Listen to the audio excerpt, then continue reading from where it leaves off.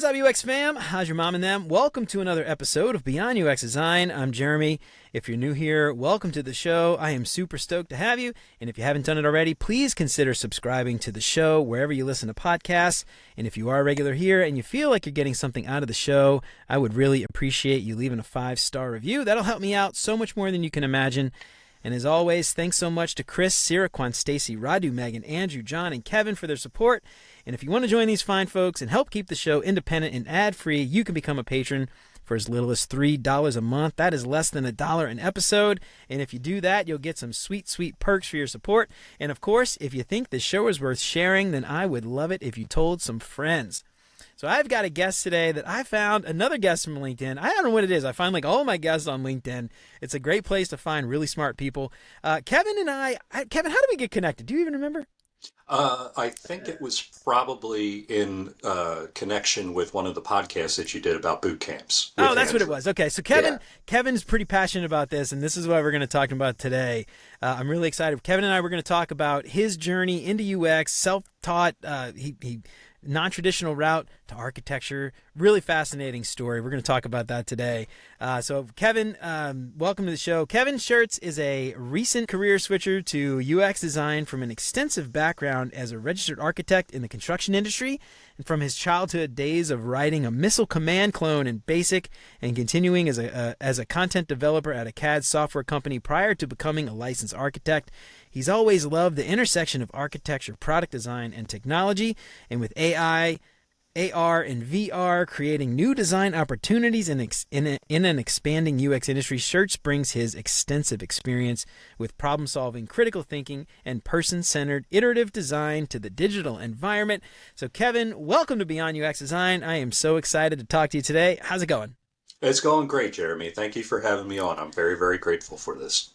Absolutely, man. So one of the things that I've just been fascinated about was your journey.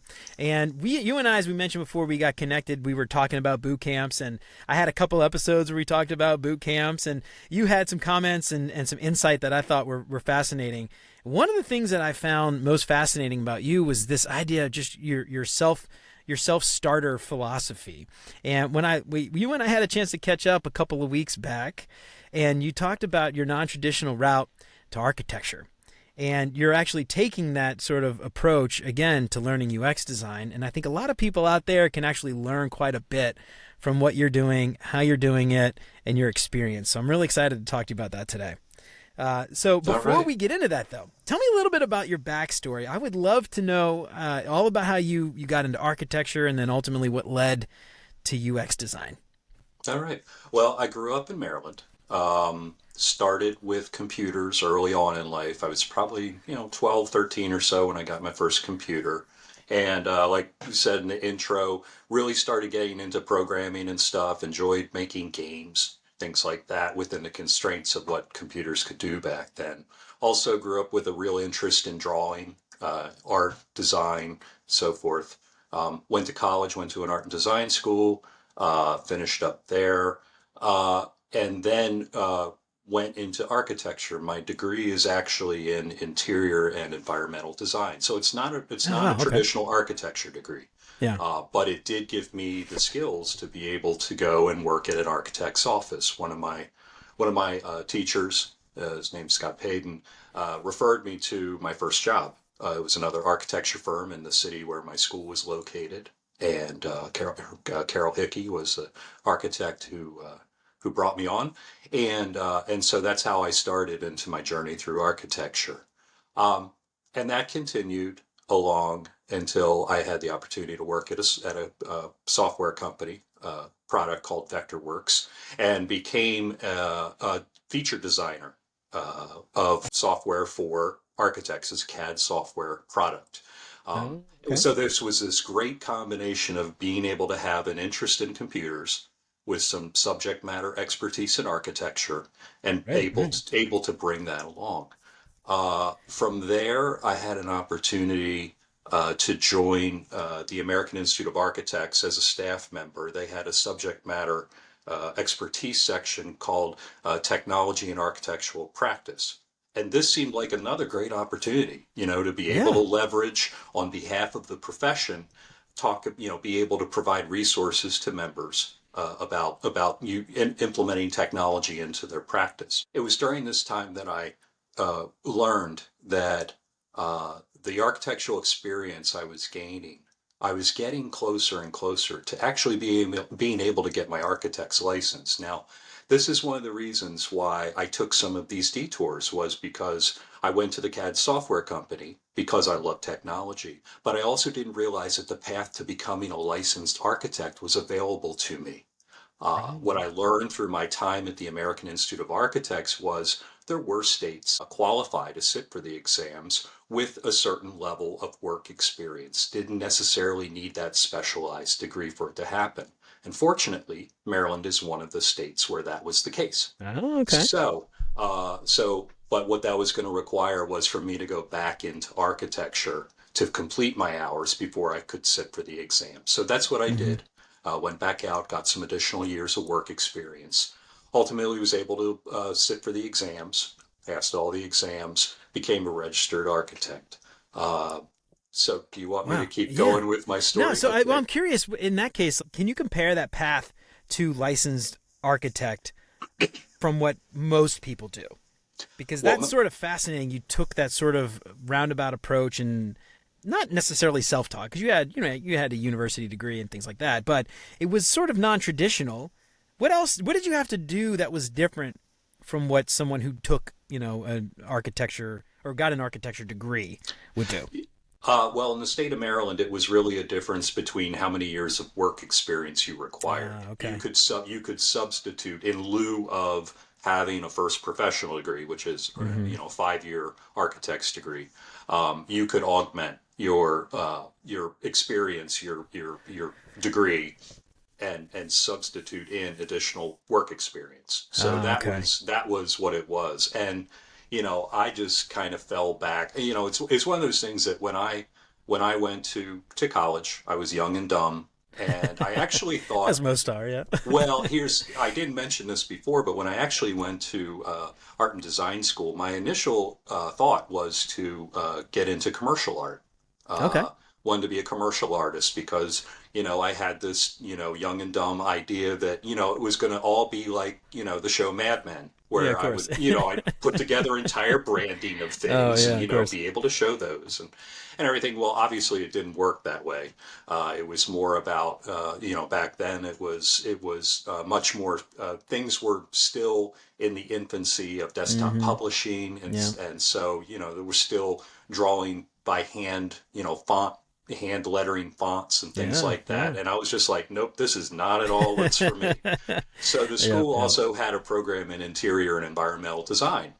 And I thought, well, this is interesting. And I really found that I had an aptitude for that and an interest in that. And so that Yeah. was the path that I took. So, the reason why it's in many ways, I got to tell you, things have just worked out as they have. I'd love to Yeah. say I had a master plan for all these things, but that is not at all the case in my life. That's funny. Yeah. So, well, let me ask you this, because I actually had a really great conversation with an architect turned UX designer a couple of weeks back. Now, she was in Europe. She's in actually Norway now. She was originally in Poland, moved to Norway. But she was working with more construction companies as an Hmm. architect. And it was funny because we were talking about sort of similarities and comparing and contrasting architecture and UX design. And, UX design, obviously very human centered.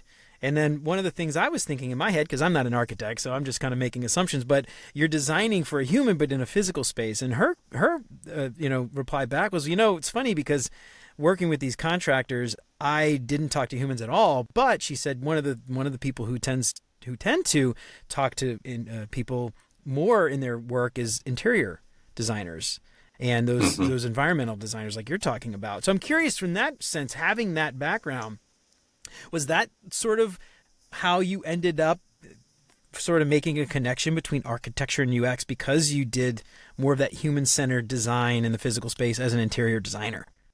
I think so. I mean, really, it was not so much interior design as it was doing residential design. A lot of my Mm-hmm. career has been residential design focused, which ironically, Uh, a lot of a lot of jurisdictions, you don't need to have an architect's license to be able to Oh, okay. complete the design for a residential project. So it really becomes important about people coming to you for your expertise to help them with their project. The value has to Ah, be yeah. seen. Right, But the right, thing right. is, in contrast to things like a commercial project or a municipal project, obviously people are very passionate Hmm. about where they want to live. A residence is, for many people, the largest investment they're going to make in their lives. And Yeah, yeah. so what happens through the design process is that you get to know people very, very well. I mean, Yeah. you become a designer.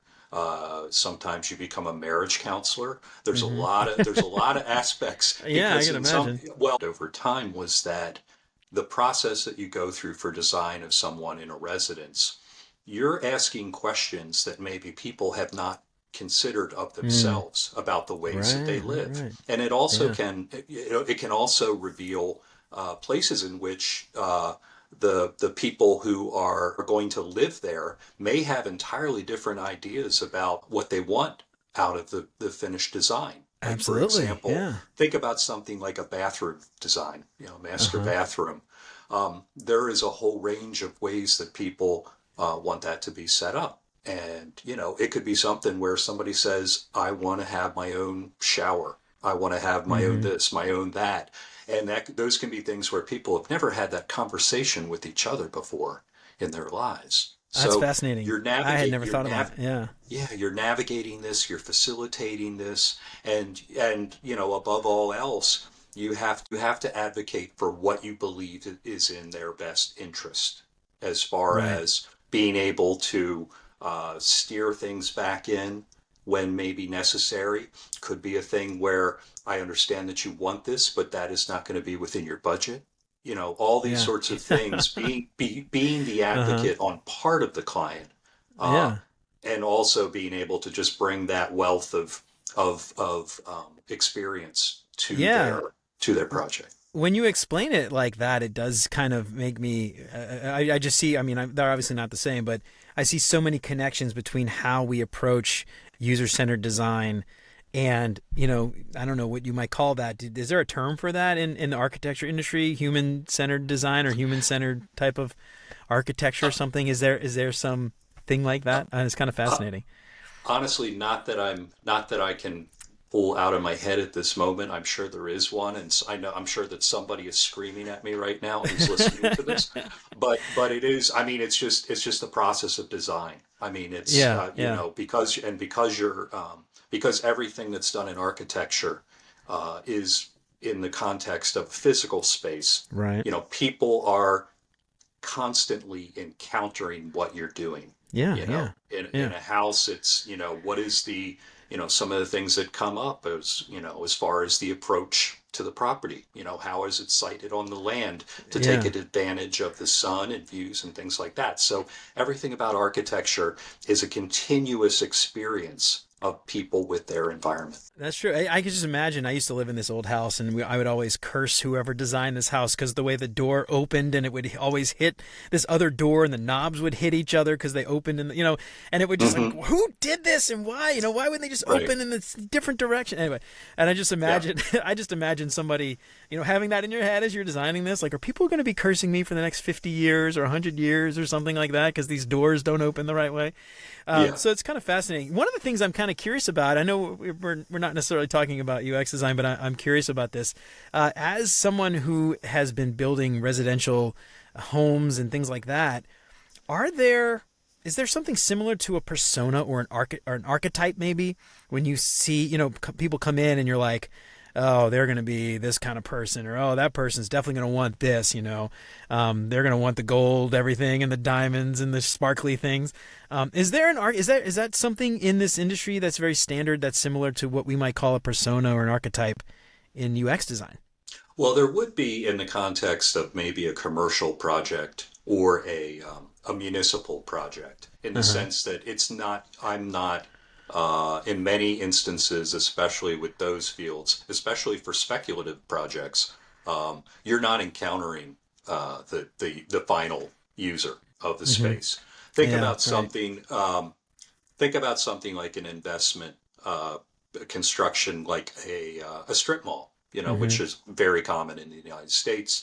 And there might be a series of different businesses that are going to occupy that space. Hmm. Now, the developer is going to have to make some reckons as far as who is going to be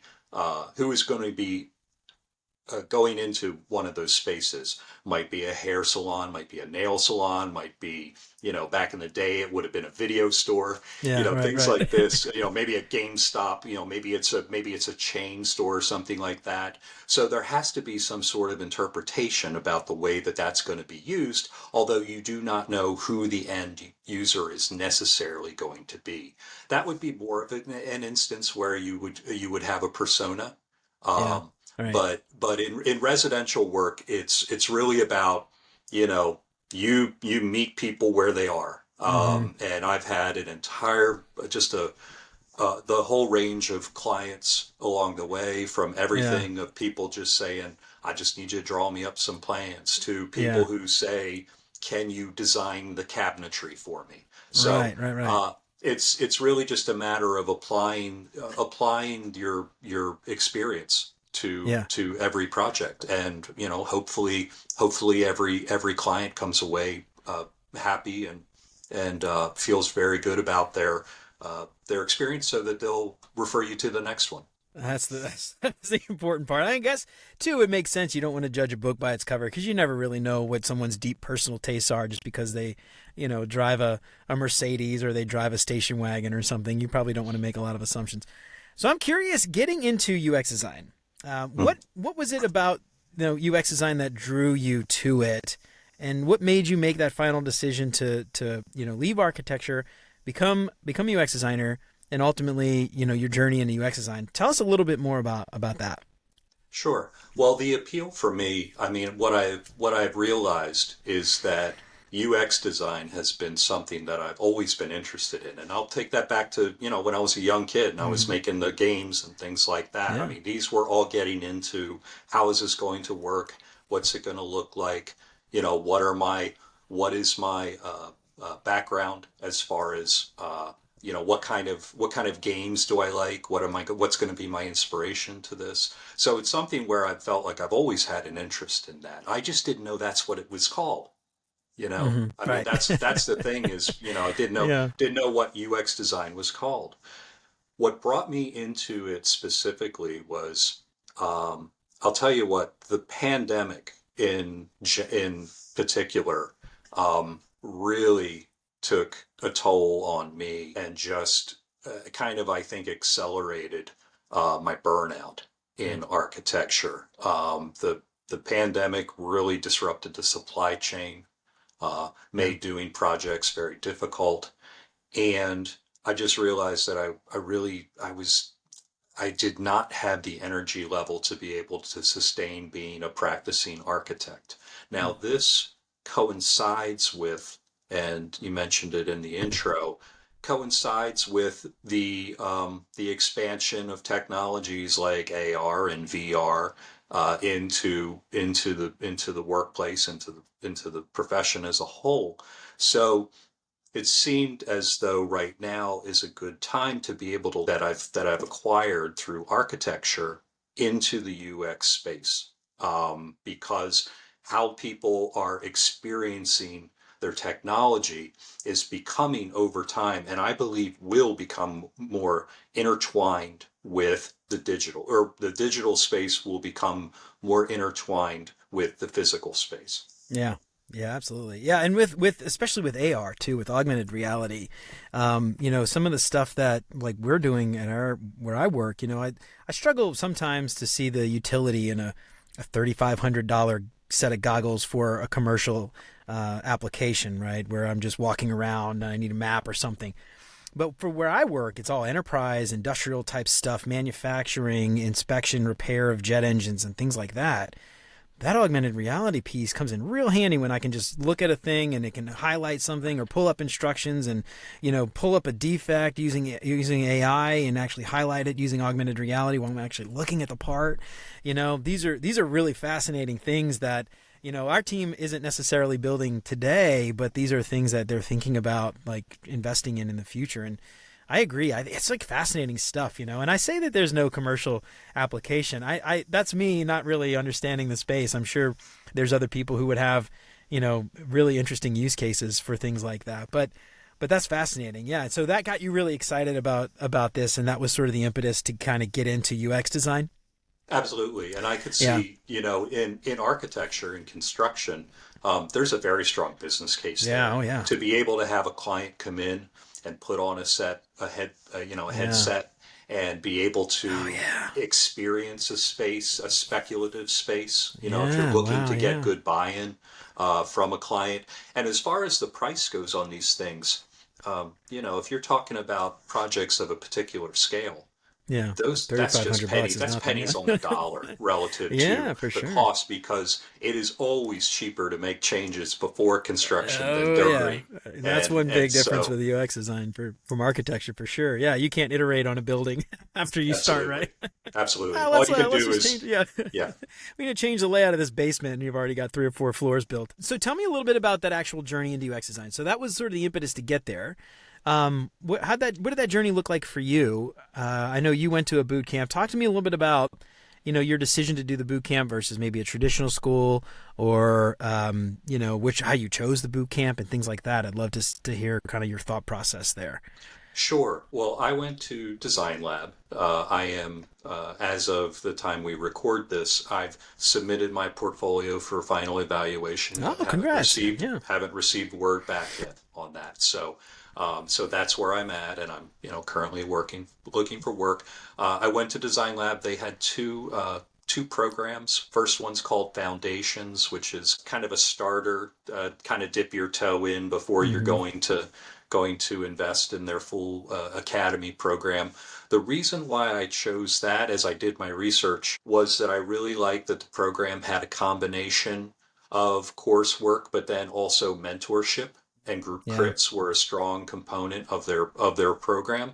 I knew that I needed to have mentors in my journey, and the fact that it was structured within the school curriculum was important to me.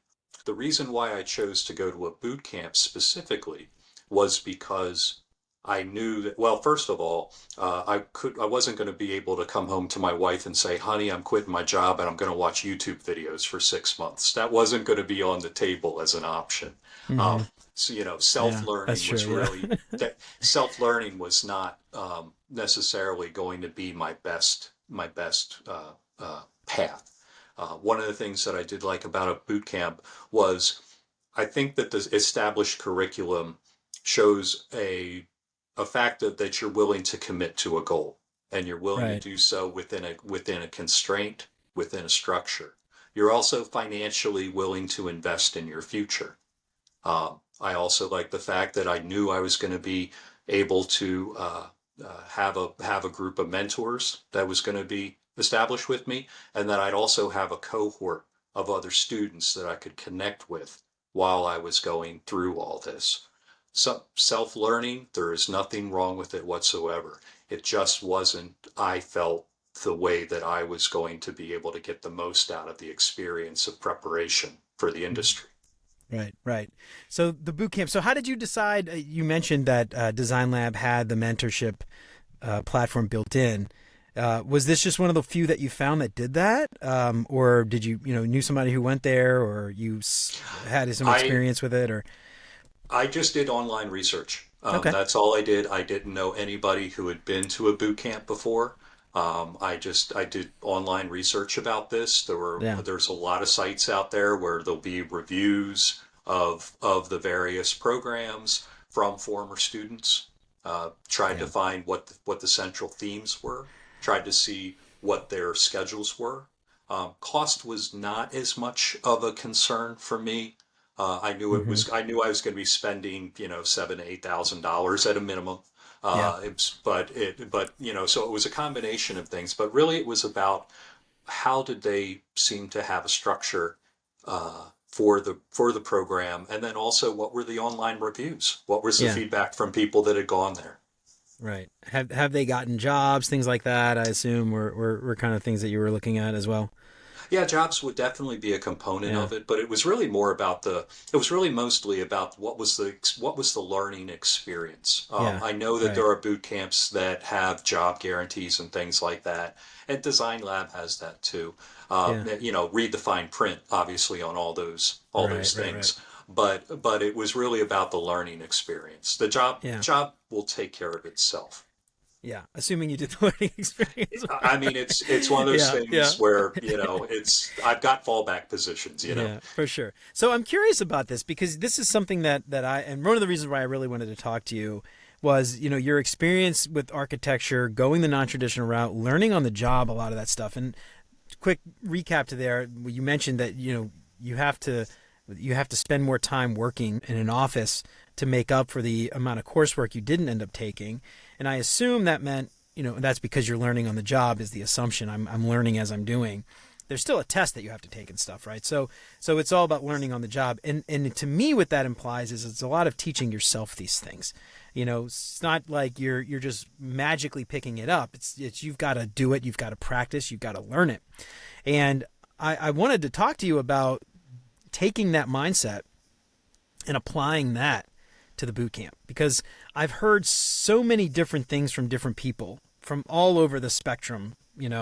I got nothing out of this boot camp to I got so much out of this boot camp and everything in between. And one of the things that I'm kind of taking away with a lot of these conversations that I'm having with people is you really get out of it what you put into it. Right. And if you don't do the work, you're not going to get anything out of it. So I would love to know a little bit about maybe your process for absorbing as much as you can and is Design Lab more hands-on or is it more self-paced kind of a thing? Because there are both boot camps that do both. It is self-paced to a point. You are expected, if you're going to commit to either a part-time or a full-time track, that you're going to be submitting work to your mentor at a particular pace. Now they do, I completed later than I was originally scheduled to. Yeah. Things happen, but it is something where you are expected to submit information. So go ahead. Sorry. Well, no problem. One of the things in my architecture background is that to be able to sit for the exam, I had to I was working basically as an intern to a supervisor who was then confirming my hours. It's not a self-report situation. You have to have someone, a registered architect, who is signing off on what you're doing and making sure you're hitting all the subject matter portions that you need to before you qualify. So as far as learning goes, there's always been an element of mentorship involved in my life, in my professional career. So again, that mentorship component of the boot camp was of great value to me. But you hit the nail on the head. I mean, you get out of it what you put into it. It's going to be a lot of work. You're going to have to spend more time, more hours than probably what the coursework is saying it's going to be. You have to be your best advocate for your education. And that can include things like mentorship. One of the things that my boot camp allowed is, maybe a mentor wasn't going to be a good fit for you, and you could request a new mentor. There was also a point in the curriculum between phases where you part and then change mentors for the second part. So I did have a situation where I was paired with someone, and it just wasn't a good click. I mean, very nice person, not at all a question of what I believe their competence to be. It's just that my learning style was different than their teaching style, so I requested a change, and as it turned out, for the academy portion of my work, Chrissy, it was just absolutely amazing to work with. I could not have asked for a better experience. That's awesome. But it also required me to push through that and say, this isn't working. I need to make a change. And of course that's awkward, because you don't want to feel like you're, rejecting someone. Right. Yeah. but you have to realize, hey, I'm paying money for this, and I want to get as much out of this as I want. So it's that advocacy for your own education that's an important thing. Yeah, absolutely. So I'm curious to this, especially being self-taught, this is sort of obvious that you only get what you put into a self, especially with, a self-paced rather, where I assume there were recordings and you watched them and then you had some coursework and that kind of thing. It wasn't an instructor leading a class every single time, I assume, right? Yes, that's correct. Right. So in this case, I'm just curious, like, what was your method there? Like, did you have some way that you took this work, you went back, you watched the video? It's more than just that, though, obviously, right? It's applying it, it's all those things. Was there a method that you used to take that and sort of get the most out of it, that you could maybe give advice to somebody who's might be going through that and say, this is what I did, it worked really well for me? Obviously, take it with a grain of salt, might not work for everybody, but I'm just curious, what was your method for doing that? Well, I was a full-time student, so I had to treat it as a full-time job, which Ah, meant okay. I had to get up every morning, have my breakfast, do if I was going to go, say to the gym or something, do that. But then it's sit down and do the work because when Hmm. it comes right down to it, when you're out there in the workplace, it's the same thing. I mean, yes, there'll be Hmm. moments where you want to get up and walk away because you need to clear your head or get through a creative block or something, but it was a matter of really adopting the philosophy of this is now my job. Being a Ah, student yeah, is my yeah, full job. time, right? I love that.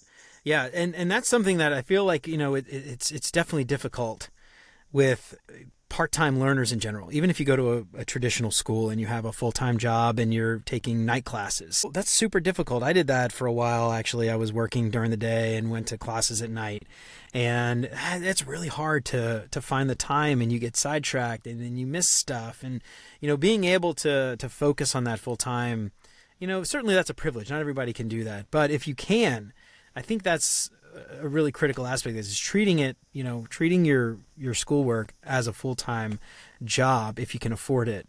I think that's a huge takeaway. Um, Absolutely. I did do my foundations, I did do as a part-time mhm, class while I was still working for the architecture firm I was with. So I mhm, did have that experience as well as trying to do part-time at night and then do full-time during the day. And it is exhausting. It is a mhm. lot. And I just realized that now full-time's the only way I'm going to be able to do this because my work was going to suffer. And that was the thing that was important to me, was that I couldn't allow for my part-time studies to take me away from the level of work that was expected of me at my full-time job. Yeah, that's a great point. Because it's not just about not getting the most out of your current, or it's not about just about getting the most out of the schooling. It's about there's an opportunity cost there, obviously, right? So what are you sacrificing in your other part of your life, and that's something, certainly some jobs are different than others for sure, but that's a really great point, especially when like a knowledge worker type of a job with architecture versus showing up and doing retail. It's a little bit different where working.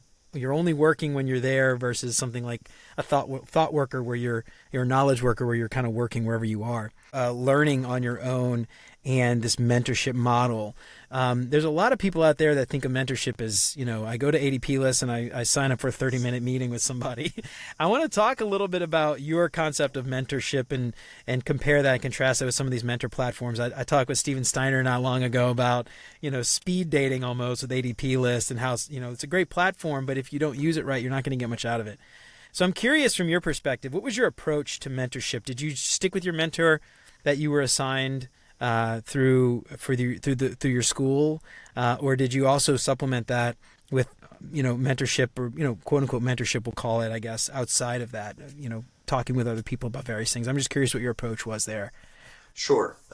As far as mentors go, I did right before I was to start boot camps, I did go on ADP list, and my approach to looking for mentors was were they people who were working in the industry in companies I would have an interest in or subject matters that I had an interest in, being able to narrow things down.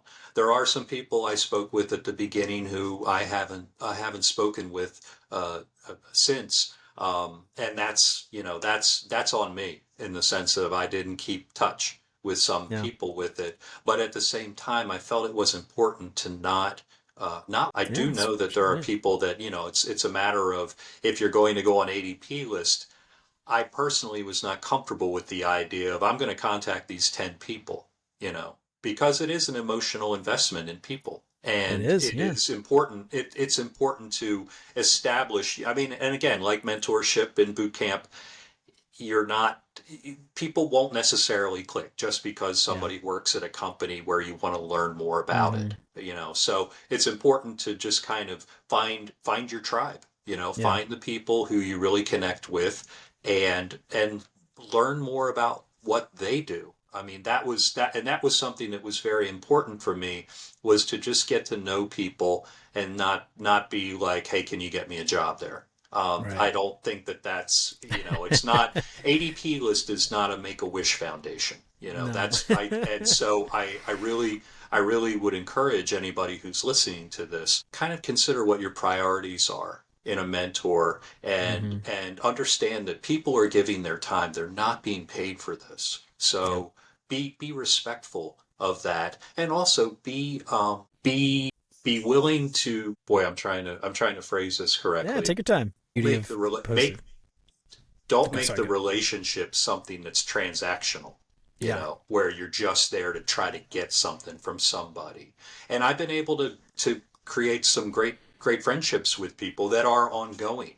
And I love finding out about the people's lives, what it's Yeah. like on a what it's like on a day-to-day basis within their Yeah. job, what they got going on outside of work and everything, and finding those connections. Yeah. Uh, and that's what, for me anyway, that's what mentorship is about. It's about finding those common connections. And I've been fortunate enough to be a mentor for people in other aspects of life, professional Yeah. and Sure. personal. And it is something where there's a lot to be gained from the mentor relationship as a I agree. mentor. I So agree. it needs to be something that works both ways. And if everyone's feeling like they're getting something out of the relationship, there's no downside to it.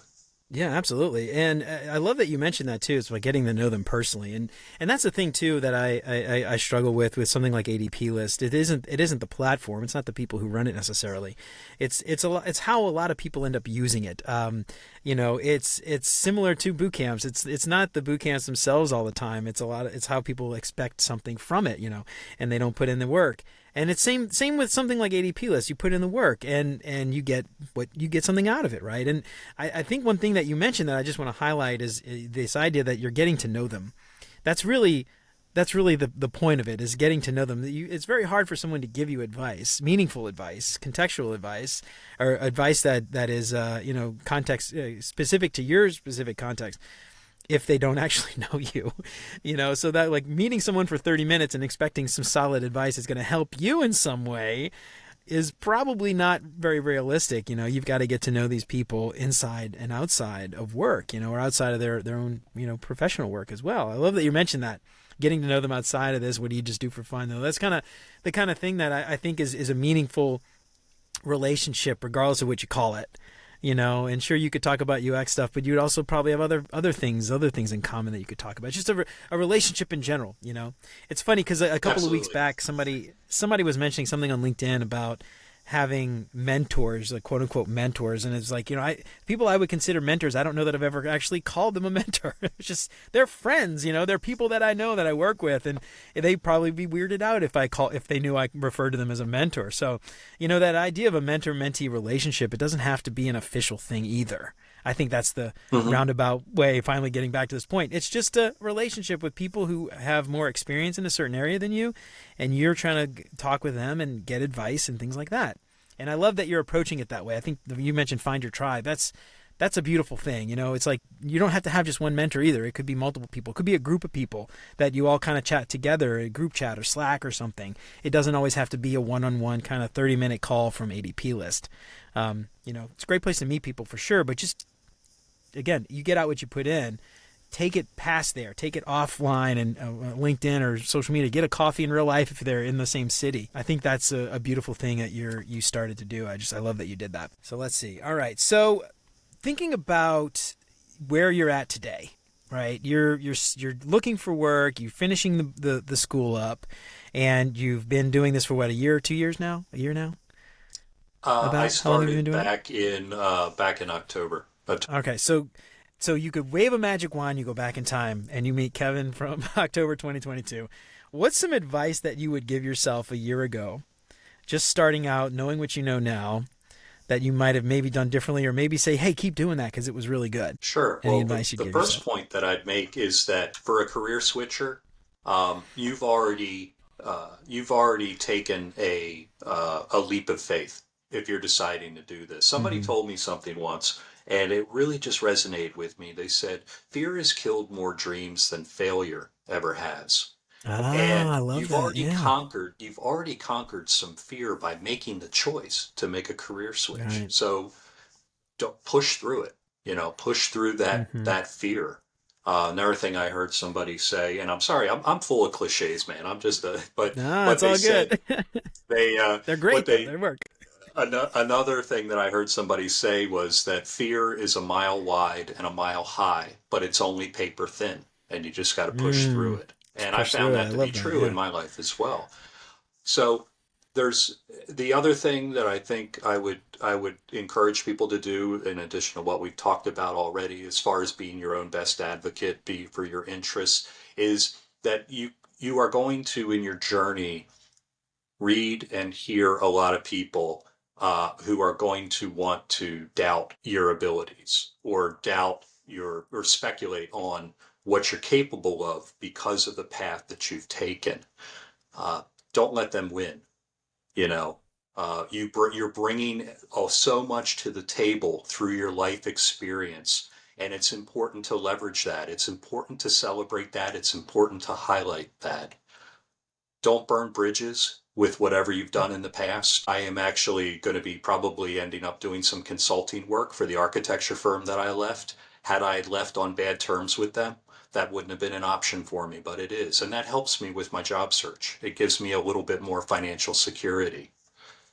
Yeah. Don't be afraid to ask for help. Ah, that's a good one. Is something where that is in the times in my professional career when I have stumbled, it's because I was unwilling to ask for help when I should have. So whether that be help from a mentor, help from a colleague, another student, help from your significant other, whatever it may be, but Yeah. do not consider your the times in which you're getting to need help as some sort of personal failing because Mm. it's not. Yeah. Right.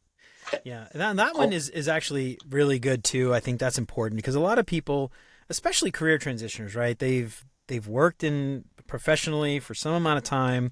They feel like they're established, and now they're shifting to a completely new career and almost starting over as juniors. And I imagine that there's a lot of self doubt there. Like, if I asked for help, what's it going to look like? Like, I made this switch and people told me not to do it, and now I'm asking for help because I couldn't do it on my own. I think that's something a lot of people are probably struggling with, especially career shifters. I don't know, maybe I'm assuming there, but that's a huge one. Don't be afraid to ask for help. You're starting out as a junior designer now. Even if you have 10, 20 years of professional experience, there's nothing wrong with asking for help, and especially with when you're starting a new field, you don't know what you don't know. It's never a bad thing to ask for help, regardless of where you're at in your career. Even if you're 20 years into UX design, ask for help. That's just maybe good advice in general. Just don't be afraid to ask for help. And there's, don't, maybe one other thing I might add to that is, don't assume people aren't willing to help, because there's probably a lot of absolutely. people out there that would be happy to help you. You just need to ask. Absolutely. Absolutely. That has been my experience is that people, I have been blown away by how generous and how giving of time people in the UX industry have been. Yeah. Yeah. It is something where, because it is a profession of lifelong learning, where things are always evolving, there's new Hmm. insights to be gained. Yeah. It is definitely not something where you can stand still and Yeah. For sure. expect to thrive. We are where we are in the industry. The boot camps exist. They're out there. They're bringing out graduates. The Hmm. industry has to accept that, and it's a matter of how does the industry elevate professionals. Hmm. If we feel is that there are deficiencies in the education that people are getting, help those people out. Yeah. Yeah, I totally agree there, and unfortunately, I'm not a manager. I'm not a director. It's really hard for me to just wave a magic wand and hire Right. people. But there's something to be said there, and I feel very strongly that there and this is one thing that I sort of lament about, compare the difference between architecture, law, medicine, these established practices. There's a new talent pipeline. There's a method. There's a way. There's an assembly line for how you get from beginning to end, and how you get into that field. And unfortunately with UX, there's none of that. And, we always want to hire senior designers or junior designers with 5 years of experience, Yeah. Clearly those are not junior designers anymore. They're certainly not entry level, at least. And so, that is something that we have got to figure out. You've got to figure out, how, and it's an investment. That's the problem. It takes a lot of money and time, because when you hire somebody, I was actually listening to an interview with Darren Hood and Megan Thomas a couple weeks ago or a week ago. And they brought this up that, like I'm actually paying you a salary, let's say 80,000, 100,000, whatever it is. I don't think you're worth that yet, right? Like my assumption is you're going to be worth that a year from now as a junior, right? Or as an entry level. So I'm not paying you with your worth now. I'm paying you what I want you to be worth, which means I'm investing time and effort in you to get to where I want you to be a year from now. And that's an active thing that hiring managers and teams have got to figure out. Because I can't take an entry-level person from a boot camp and throw them into a project on their own, right? I've got to have a senior or somebody hire that can show them the ropes, teach them. Even if they know exactly what they're doing, I still probably want to teach them how I do it, how we do it, our own processes, right? And I mean, this is not just boot camps. This is the same for a 4-year degree as well. Like you're probably going to want to have somebody come in. I mean, just like with architecture, just like with doctors and lawyers, they're not going and operating brain surgery their first day out of school, right? They've got residencies and all these other things. And there is no apprenticeship program, unfortunately, or established apprenticeship program in UX. And so, Absolutely. you're learning on the job. Yes, you're done with your school, but you still got a lot left to learn. And Absolutely. we're not, unfortunately, as an industry, we're not willing to teach, right? We expect them to do as soon as we hire them. Yeah, I do believe it's a two-way street. I mean, I have heard many people say, now that I'm finishing up my boot camp, just get out there, get that first job, and then a year from now or something, move up, move on, things like that. And I just philosophically have issues with that for myself anyway. That may be okay for some others. Perhaps if I were in my young 20s or something like that, I could feel like I could do that and get away with that approach. But really wanted to, come out and be with a company that I can then stay and grow with. That's something that I think becomes part of the equation for hiring managers is what happens is you bring in a person, you invest all that time with them, and then they move on. And so you never see that value. So I do think that people who are graduates, especially at boot camps, need to understand, just in the same way that a mentorship relationship should not be transactional. A job should not be necessarily taken the same way. Now, obviously, if you get into a job and it's a toxic environment or you're miserable or things like that, there's always exceptions to it. But I do believe that it is a two-way street, that by taking on a position, there has to be some level of commitment on behalf of the employee to the relationship that they're going to learn in. Yeah. Absolutely. I totally agree. Yeah. I don't know. I'm 41, so maybe this is just my age coming out here, but I see a lot of people coming out of boot camps that just feel, or not boot camps, just younger people in general. Maybe I'm generalizing here. They just expect things. And it's like, that's not how life works, man. You gotta get out there, bust your ass for a little bit, earn it. Now, obviously there's certainly people of a certain age younger than us that don't think that way, but that tends to be the stereotype, at least. I'm curious. You mentioned something a few minutes ago. I want to get your thoughts on it. Don't burn any bridges. I'm curious. Have you seen this happen where younger students or people, career shifters will, I don't know, act out or do something they probably shouldn't, burn the bridge, and then not have that resource anymore in the future? Have you seen that happen? I've done that myself early in my career. It's one of So those things you've where done it, I now realize these things. Yeah. I mean, and Got it. Yeah. that is one of the advantages of having some miles on the odometer of life Absolutely. experience, is that I can look back on these things and say, boy, I could have handled that situation better. I have not necessarily seen. Let me take a pause here for a second. I know just through informal conversation and things like Discord through school, there have been some times where people are trying to navigate having their job or hate their job and then doing the schoolwork and stuff. And maybe they decide to go full time and leave that job. Those situations do occur, people being miserable with their job and doing it. But I haven't heard of any big blow ups that people have burned bridges in order to do something like that. I imagine it happens, though. Yeah. I mean, that's life. Well, one of the things I've seen this a few times is just the way people act or interact, maybe is a better way to say it, interact with other people on something like LinkedIn or social media.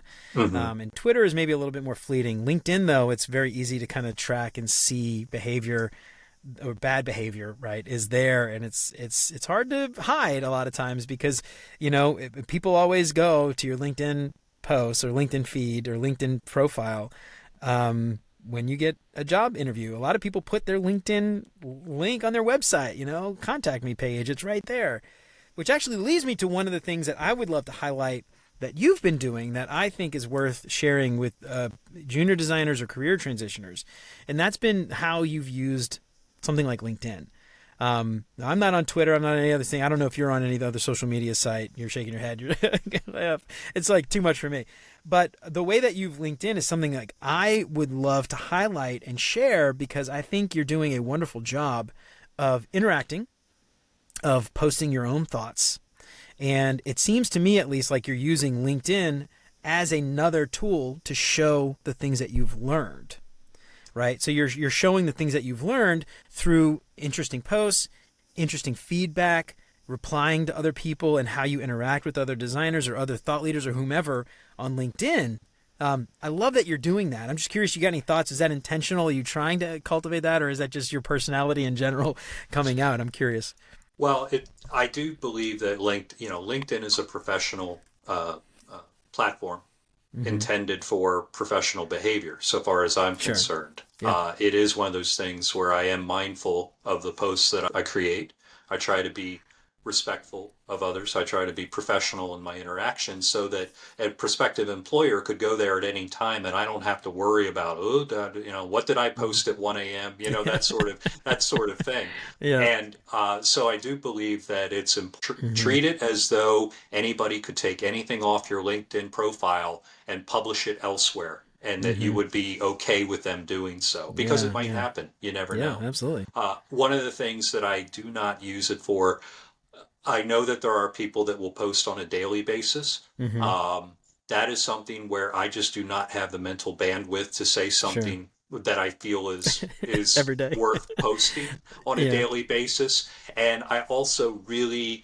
I see the value of things like AI for sure, no doubt whatsoever. But I can tell maybe when someone has augmented their thoughts with AI, there's kind of a rhythm to it. And I just don't, I read that and I just kind of go, ew. It's like I don't want to be a artificial intelligence thought leader, generated thought leader, because AI content, AI can make you sound smart. But when you get in a pinch, if you're asked to talk about subject matter expertise, you better be able to talk in the same manner. I'd like to think that my posts on LinkedIn, if someone were to meet me, my writing would be how I present myself in person, speaking with people, so that when people, hopefully when people hear this and they hear my voice, they'll be able to go to my LinkedIn and say, "Oh, that sounds like Kevin." Absolutely. Now, that's something that I feel like a lot of people, younger or junior designers or career shifters, people who aren't thought leaders yet, right? They think, I don't have any reason to post on LinkedIn, so I'm not going to. I'm going to lurk. And I do this, and I don't know if other people do this. I imagine most people probably do. Now, I'm not a hiring manager, but I'm on a lot of hiring panels, and I give a lot of hiring input, whether or not we should hire someone or not. And when I get a resume or a portfolio coming across my desk, and especially if they have LinkedIn, even if they don't, I will often go and find them and see what they have to say. Now, if they don't have something, I'm not going to hold it against them and say, screw them, pass.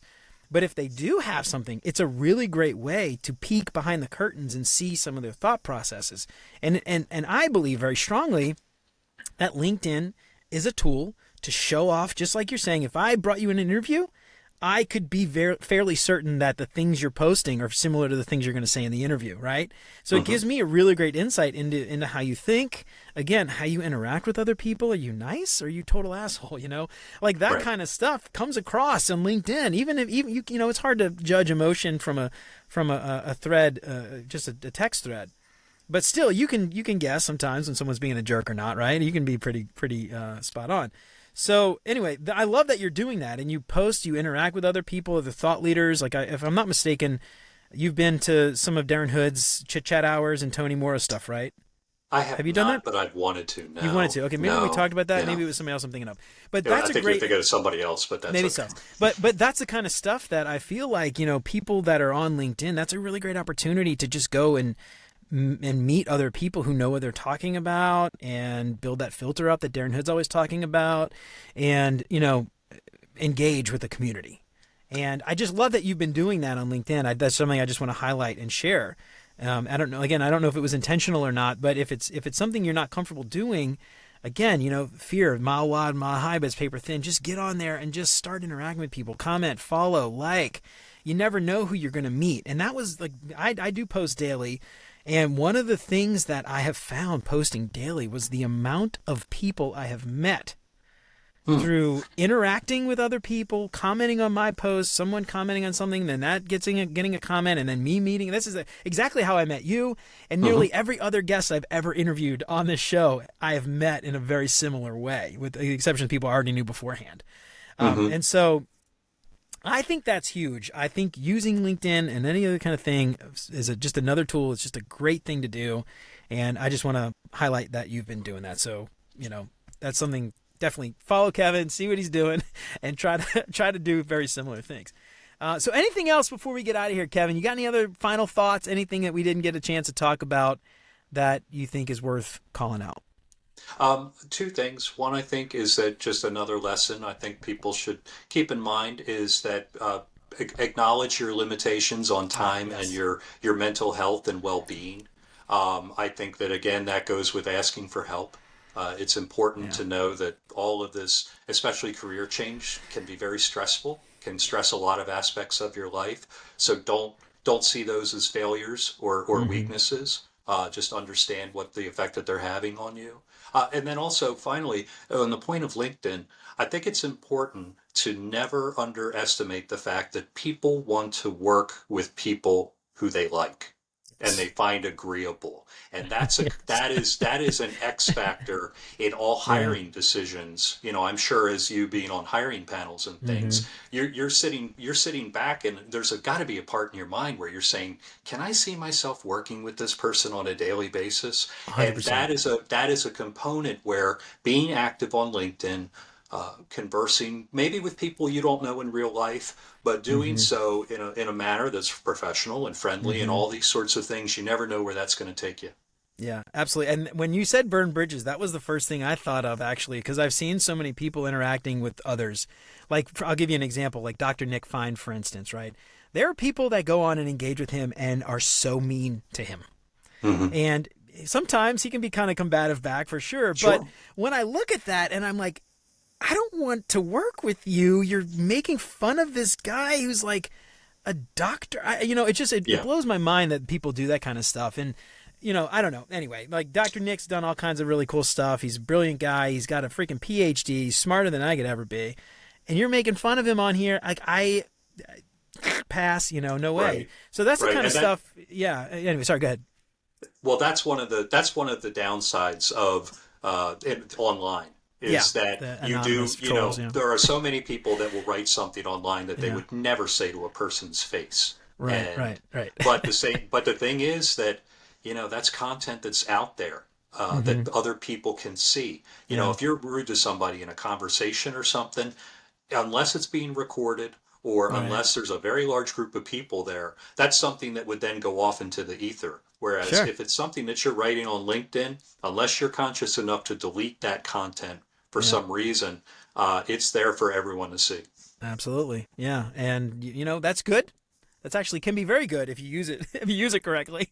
Absolutely. So people are looking at your LinkedIn profile whether you realize it or not. Even if you don't have one, they're looking for it. So keep Hmm. that in mind. All right, Kevin, awesome, man. Well, I've got a few questions I'd like to ask all my guests to help all the listeners out there get to know my guests a little bit better. Do you have some time to talk, to answer a few more questions? Yeah, sure. All right, let's do it. All right, so these are just meant to be just off the top of your head. Take your time if you need to, but just whatever comes to mind first. What is your favorite non-design book? Good question. I think about that in terms of like, what is a book that I will reread or revisit?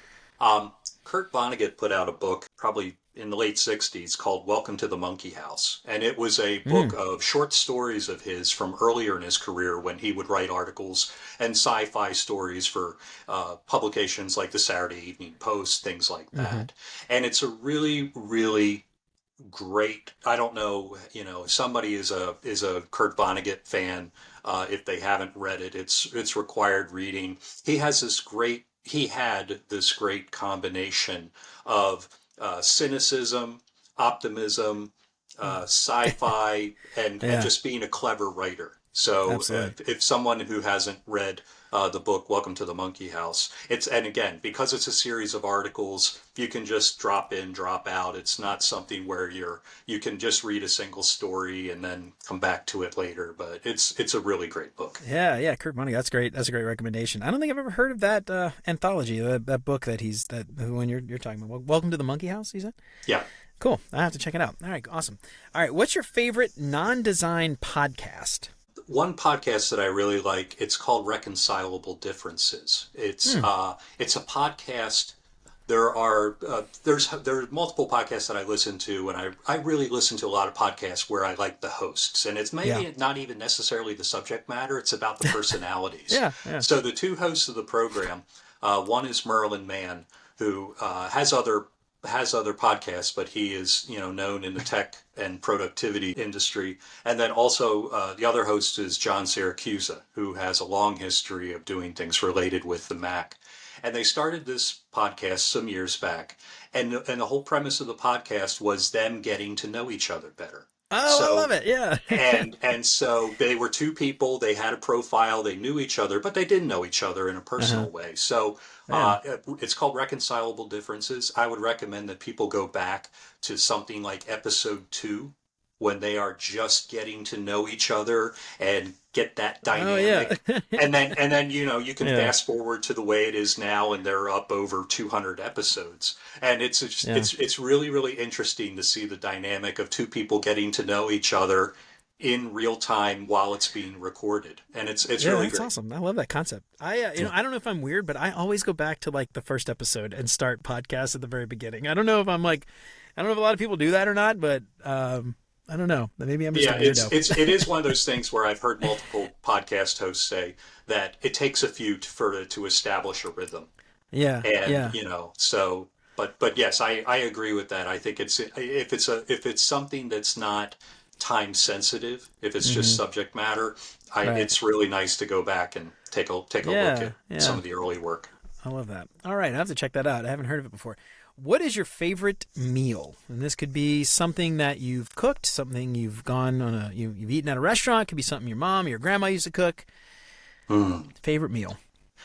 I It's going to sound horrible to some probably, but I would say that a bacon cheeseburger with onion rings is one of Oh, yeah, those there you go. meals that I don't have very often, Yeah, but I do love it.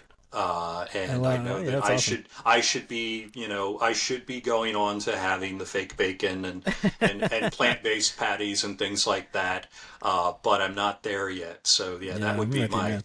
that would be what I'd really say. Where's your favorite bacon cheeseburger? Cook it at home, or Oh you go out to man, get somewhere? I think the best ones that I've ever had. I mean, I grill a lot, and I will make Hmm. them at home. I think that the best place that I've ever had them is at Dogfish Head Brewery Ooh, in okay. Rehoboth Beach. They have a restaurant there, and they have an amazing, amazing one. Oh, all right. I'll put it on my bucket list. Now let me ask you this. Yeah, This is we're going off script a little bit. Do yeah. you like the big fat grilled burgers versus the small thinner smash burgers? Big fat, You big like the big fat, fat? medium Okay. All rare. right. Yeah. Yeah. Ooh, all right. Yeah, see, I could go either way. I like both for different reasons, you know. Okay. I like the big fat grilled medium rare burger. When I can barely fit it on my mouth and the juice is dripping down my Yeah. arms and everything Hmm. else, you know. But then I also love just a little, thin little patty with the Maillard reaction with the brown, kind of real seared, real good with the melted cheese and Hmm. the kind of hamburger sauce going in there. It's a lot, different times. Yeah. But yeah, I love it. Okay, I love that, man. Ooh, you got me hungry. Now I want a cheeseburger. All right, what's your favorite vacation spot? I would say that I am more of a beach person. I Mm, love going down to the Caribbean. It's been too nice. long since I've been down there, but I have found my vacation experiences tend to gravitate more towards I'm completely exhausted. I would just want to get away and sit in a chair and stare at Yeah, the water. yeah. So I would say it would definitely be a beach somewhere in the Caribbean. Oh, I love that, man. Do you have kids by any I do chance, or not. No. you don't have kids? Oh man, okay. So I got two kids, 5 and 7, and I used to love going to the beach, and now going to the beach is just so much work with all the Hmm. crap you gotta bring all the stuff and then all the snacks and all the food and all the chairs and the toys and then once you get there they're just running off and you can't leave a 5-year-old to run around by themselves on the beach. So it's like it's just so much effort and work. It's like now I just kind of want to like stay at home. I didn't want to go anywhere. Yeah. And then there's the I'm like, sunburn and everything yeah, like and that. then the sunburn, which is even worse. Yeah, I got a friend who's got kids. He's like they're 18 or teenagers or in their 20s, and he was like, I used to hate the beach. He's like, now love the beach. Favorite, Hmm. I just Right. go and sit on the beach. I don't have to do anything.